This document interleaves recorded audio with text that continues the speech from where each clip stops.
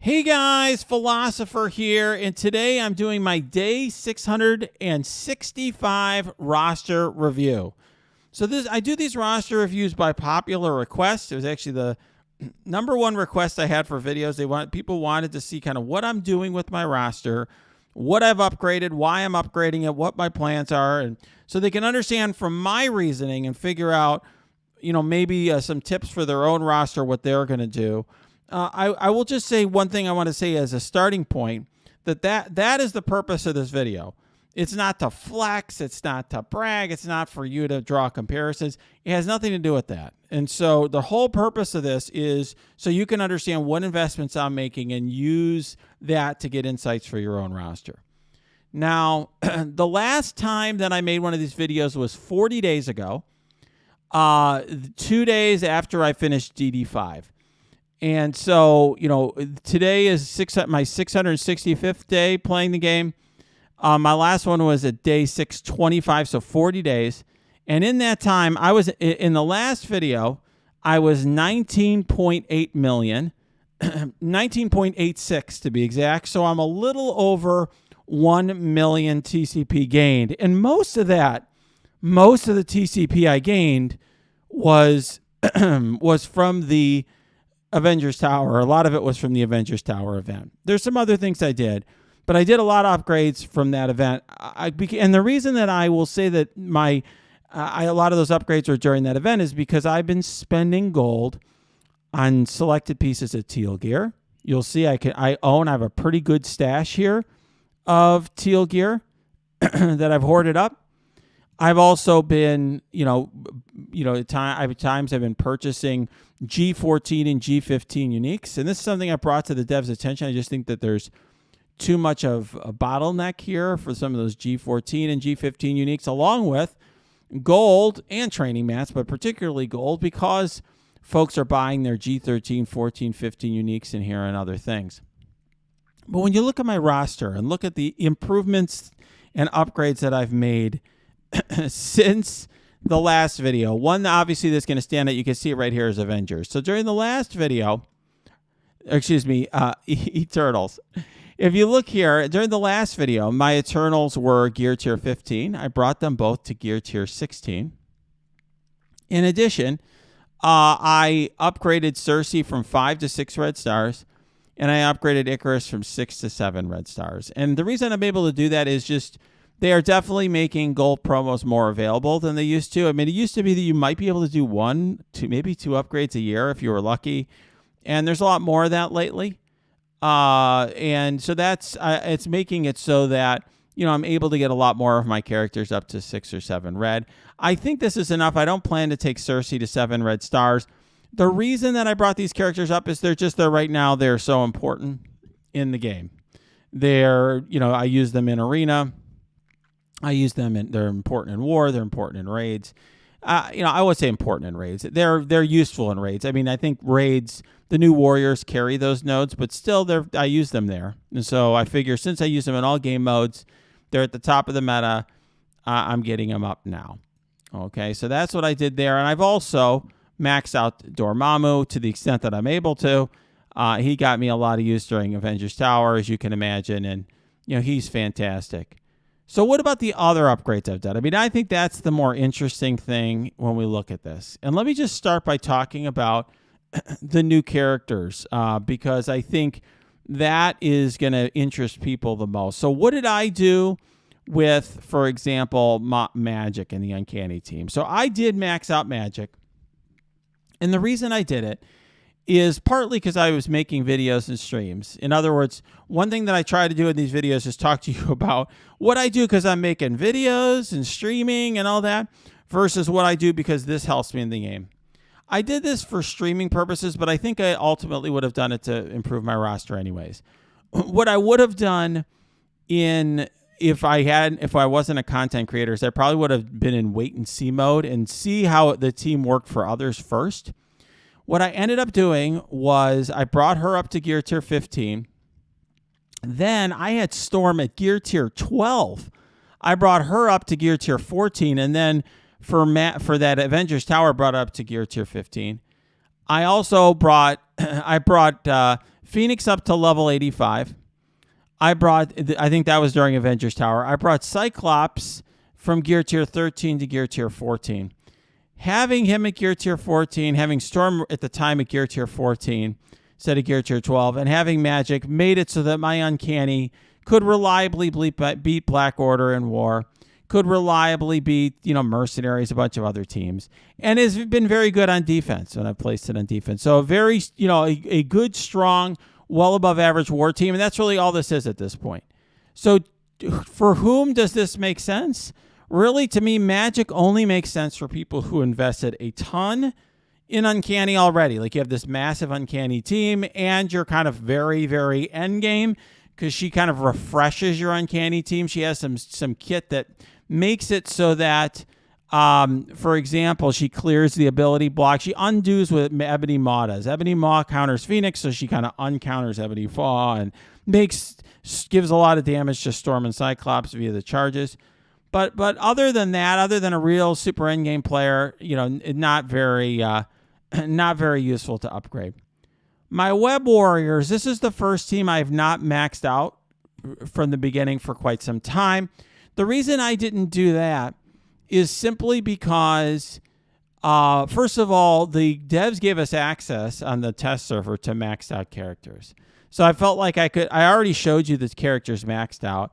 So I thought, the reason I usually max them out is people want to see them just maxed.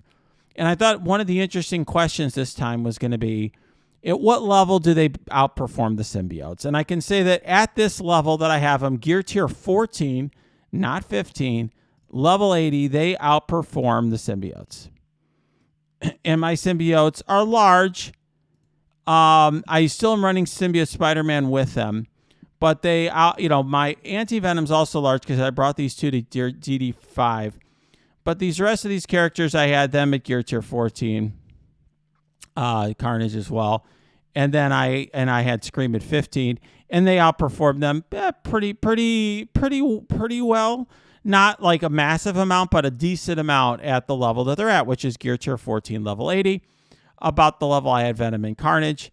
And that's great. And I do think that they're better in raids. And I think they're better in war than I thought when they get all the war buffs. But they're not that great. I mean, they're easily beaten by, let's say, Axemen if they have them on defense. On offense, they beat some stuff. But, they're not an amazing team outside of raids. But they're great in raids. And I'm happy with the team. Do I plan to put more investment into them? Yeah, I'm going to see how they perform when I get the stars up a little bit. And I'll probably slowly bring them up over time, but I'm not in any big hurry because I one-shot the nodes anyway, so who cares? That is my general attitude towards teams, by the way, is to focus on what I actually need out of the characters. If the character's getting me where I need it to go, I don't upgrade more than that.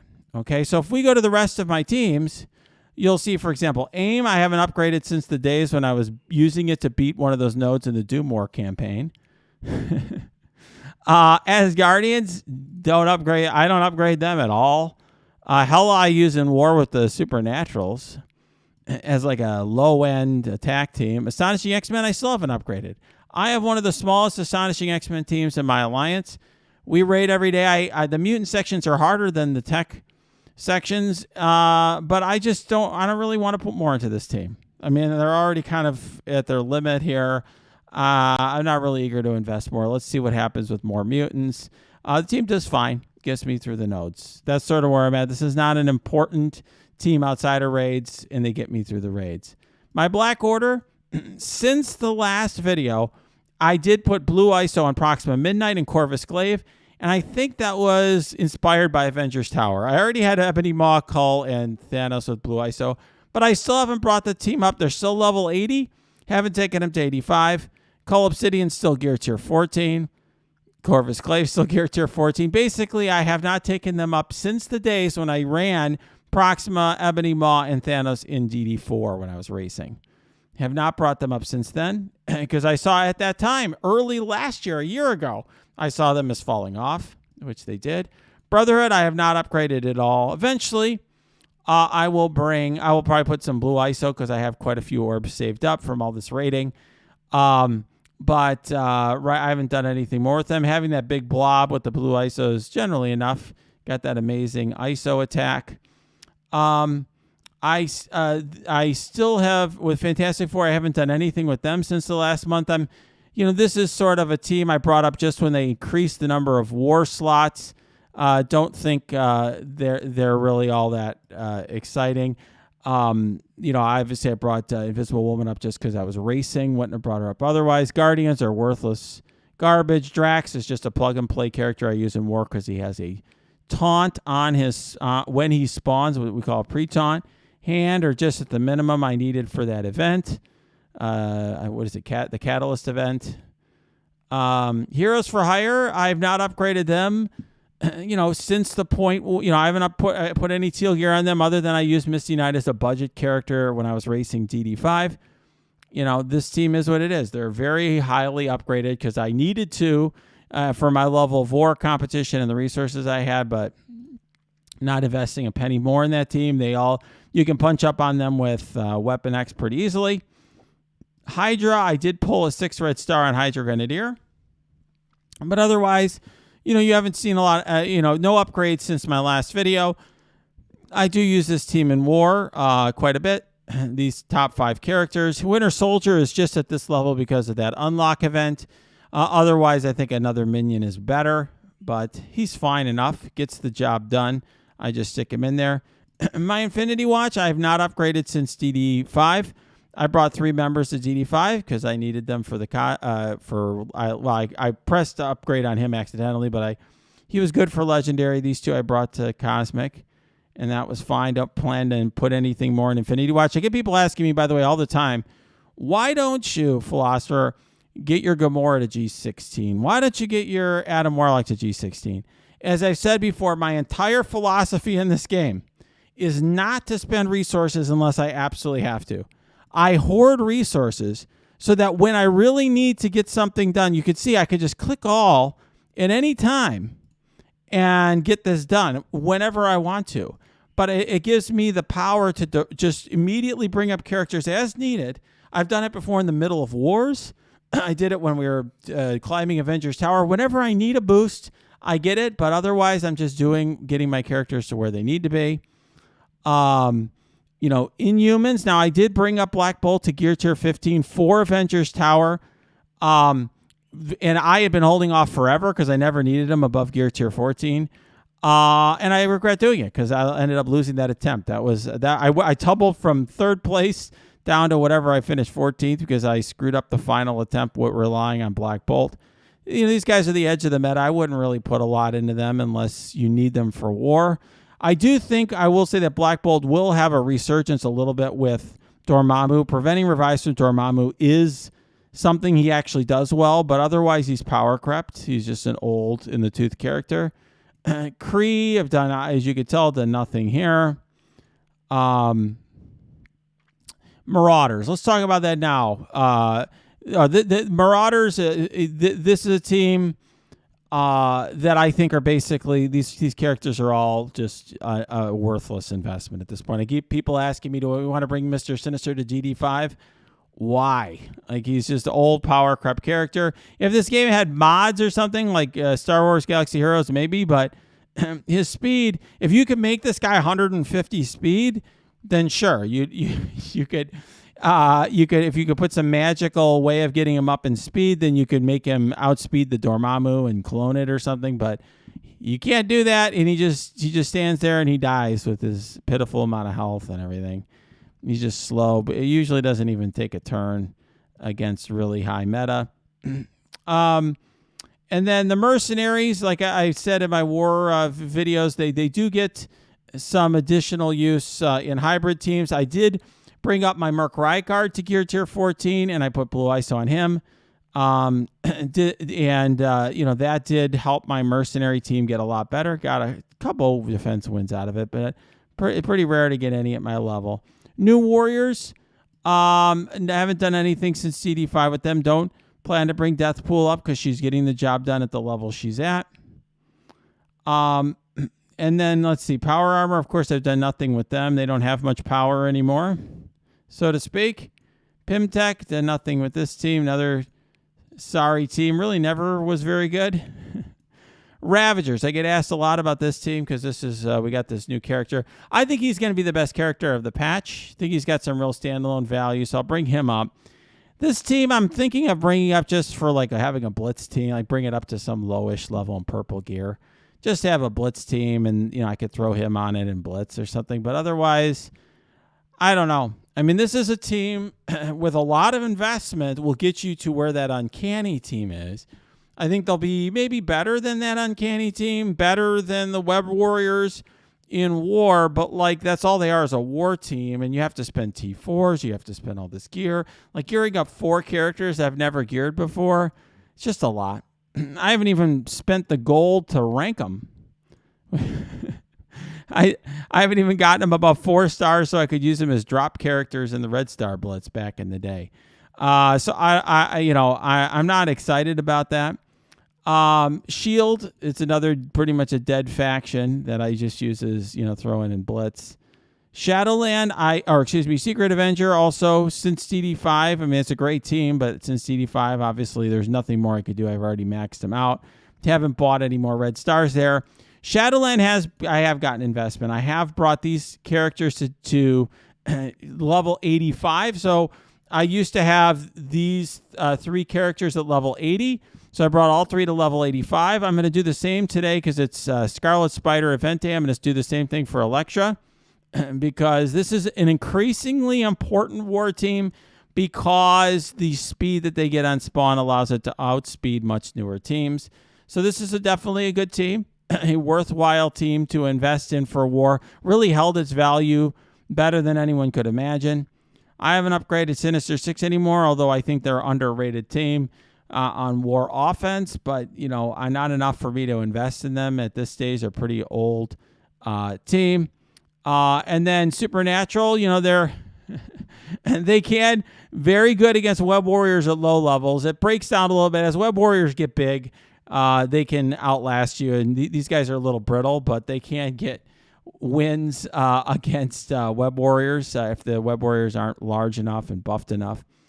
But they're an okay-ish kind of low-end team. We've already talked about Uncanny. Wakanda has always been sort of a running joke. This is just what I needed to get 3 stars in Chaos Theory. Wave 1 Avengers have seen their better days. I would just get them to the level you need for the campaign. And then Weapon X I haven't upgraded at all. Since DD5, I get people asking me why I don't bring Samurai and Wolverine up. I just haven't seen a need to. This team destroys everything. I think it's almost 1 million unbuffed. Wait, where is it? There's plenty. It could punch up a lot more than that. So no need. And then my X Factor, I haven't brought up since DD5. Really, I think this team is sort of becoming less useful now that Doom is getting used sometimes more on offense and sometimes in other types of hybrid teams that they don't work as well with, like the Mercenaries. And then Young Avengers never had much value. I mean, a very short period of time, they were a fringy war defense team. So, and now Miles is gone from the team. I use Squirrel Girls as standalone cleanse. So this is where my roster's at. I mean, you could see, what I'm working on. If I had to say what my projects are, I mean, right now, I'll still work a little bit on some of my war teams, just to a small amount, but I'm not really feeling like for these war offense teams that desperate to bring any of these characters up more than they are.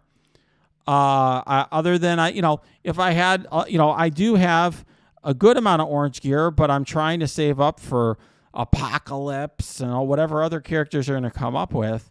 So I'm probably going to just get away with having a smallish, for my level of war, Shadowland for now, that sort of thing. Skilletary's fallen off.